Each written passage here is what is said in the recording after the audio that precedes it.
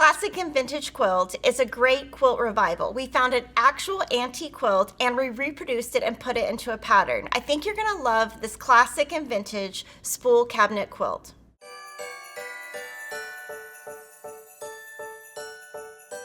So we wanted to honor the quilt and the quilt maker by adding this to our classic and vintage series. And it's amazing how similar and different our quilt turned out. So this quilt is made up of the spool block and the cabinet block. This cabinet block is going to be the harder of the two blocks. It's going to use some half square triangle paper. Now when we looked at the original quilt, it had a navy tone to it. So we decided to use Snowman Gatherings 4 by Primitive Gatherings to kind of keep that going. This is your backing, your binding, your background, and this we used a French General Favorites basic collection for the spool tops, and we kind of picked something a little bit gold so it wouldn't be so drab with the blue.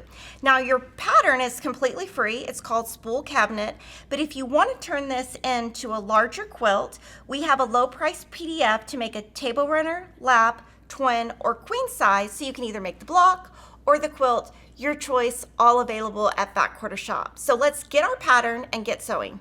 So we're going to start with the spool block because it's the easiest part. We're on page 1. For the fabric C, we're using this for the spool top. It is a French General solid fabric. And then for our background, we are using a primitive muslin fabric, which is a background designed by Primitive Gatherings. On the wrong side, you're going to draw a line from corner to corner.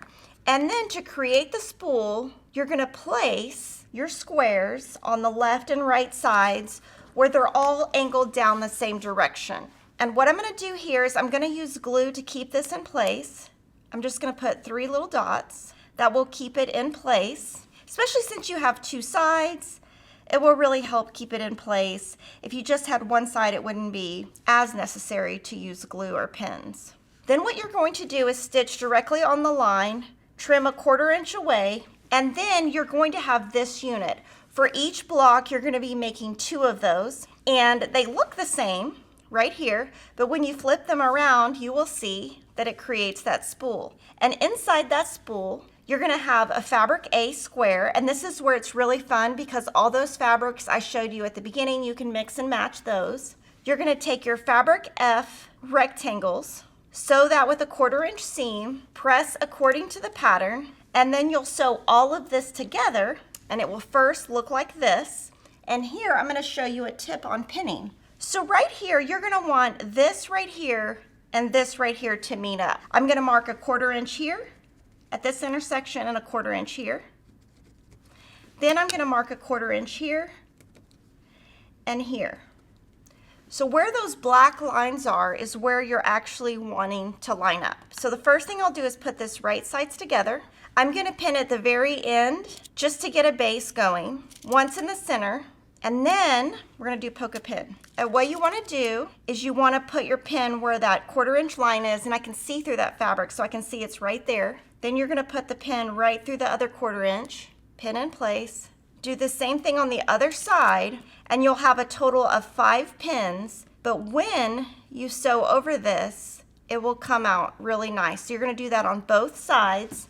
So if you pin right here correctly, you're going to see how nice your block comes out, and this is your spool block. Now we'll move to our cabinet block. So if you want to make this block the traditional way, you would just follow the instructions in our free pattern.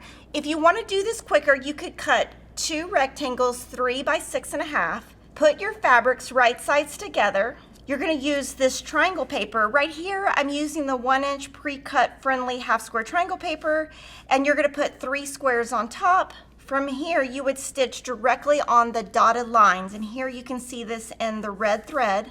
Then you would take this and cut on your solid lines, and it's pretty important to cut directly on the solid lines. The more accurate you cut, the more accurate your half square triangles are going to come out, and there's very little waste. Now for demonstration purposes, we used red thread. When we made the sample for this quilt, we used Aurifil Color 2000. It's just a really nice cream. Then you're going to cut your diagonal line. They don't have to be cut as exact as the outside because they're going to be inside the seam allowance. You'll pull your paper off, and then you're going to press according to the pattern. Now if you press according to the pattern, it's going to have you press towards the blue. This is how your half square triangles will look, and this is what you will get from one of those pieces of paper. So for each block, you're actually going to make 12 of these. I'm showing you how to make one column. We have the pattern written to be beginner friendly, so we pressed it to the blue. Because I like my blocks a little bit flatter, I pressed open. So you can choose which method will work best for you.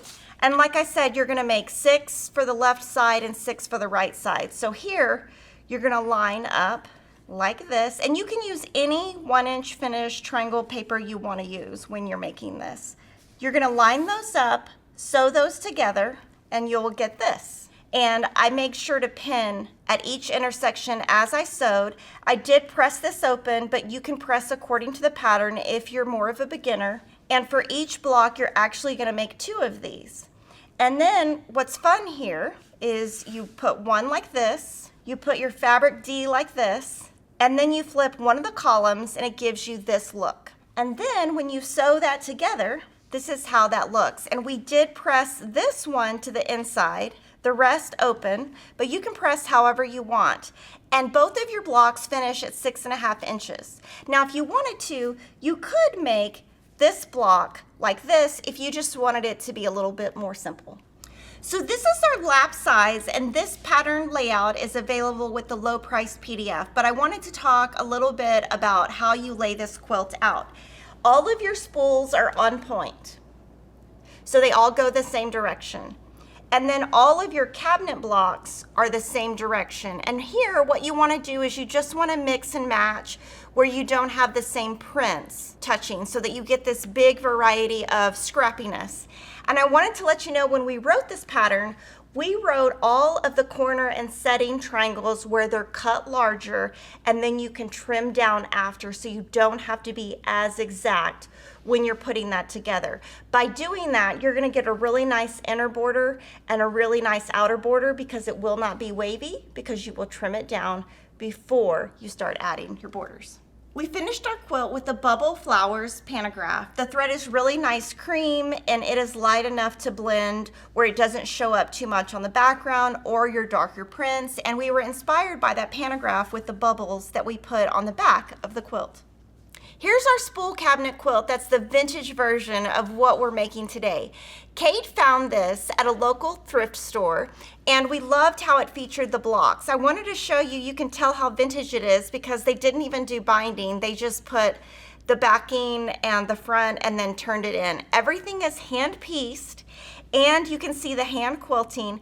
And you'll notice when we make our blocks, ours are going to be 6-inch finished. These are more like 4 3/4, but I thought that was a little hard, so we adjusted it so it would be a little bit more beginner friendly.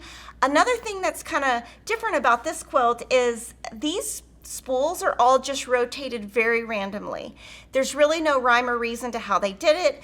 We put our spools all one direction just to make it look, you know, just a little bit calmer, but you could still mix and match if you wanted to. Now you can see in this quilt, they hand quilted motifs in their blank blocks. They did a really nice quilting on the spools, on the outsides and the insides, and everything is hand pieced. And you can see the front, the back, and you can really see that hand quilting on the back of the quilt. And you'll notice this one has a lot of vintage calicos and it has some empty blocks. We did change the variety of our quilt a little bit just to bring it a little bit forward, but I love all of this hand quilting. It's so pretty. So this is the quilt we're making today, and so you can see really the difference between the layout of the spools, and you can see that we made all of these blocks have the half square triangles right here, and on this quilt every other block is empty versus a half square triangle. But since we made our blocks bigger, it looked a little bit better with more half square triangles rather than less. And the biggest difference is the size of the blocks, the placement of the blocks, and obviously the color. We kept the inner border the same. We did shorten our outer border to be a little bit skinnier, and this is where you can really see the classic and vintage. Here, we used a regular binding. On this quilt, there is no binding. It's just a front and back where they flipped it and sewed it together, and there's not even a binding. It just looks like a binding. Let me know what you think of the Spool Cabinet Quilt. We love it, and we're so excited that we found a vintage quilt to inspire this video. I hope you love it. Make sure you subscribe, and I'll see you every week on my weekly live streams. See you there.